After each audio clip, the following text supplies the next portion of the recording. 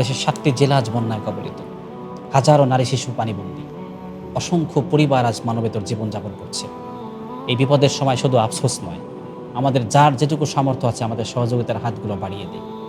নবী সাল্লাল্লাহু আলাইহি ওয়াসাল্লাম বলেছেন, আল্লাহ তাআলা তার বান্দার সাহায্যে ততক্ষণ থাকেন যতক্ষণ বান্দা তার ভাইয়ের সাহায্যে নিয়োজিত থাকেন। সুবহানাল্লাহ। অতএব আমাদের সামর্থ্য অনুযায়ী আমাদের সহযোগিতার হাতগুলো বাড়িয়ে দিই, আমরা বন্যার্ত ভাইদের পাশে দাঁড়াই। আল্লাহ তাআলা হাদিসে কুদসিতে বলেছেন, নবী সাল্লাল্লাহু আলাইহি ওয়াসাল্লাম বলেছেন, কিয়ামতের দিন কিছু মানুষকে আল্লাহ তাআলা বলবেন যে, বান্দা আমি ক্ষুধার্ত ছিলাম, তোমরা আমাকে আহার দাও নাই, তোমরা আমাকে খাদ্য দাও নাই।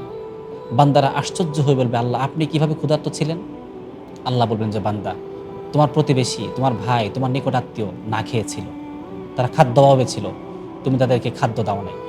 যদি তুমি তার কাছে যেতে, তাহলে স্বয়ং আমি আল্লাহর কাছে যাওয়া হয়ে যেত। যদি তুমি তাদেরকে খাদ্য দিতে, স্বয়ং আমি আল্লাহকেই খাদ্য দেওয়া হয়ে যেত। সুবহানাল্লাহ।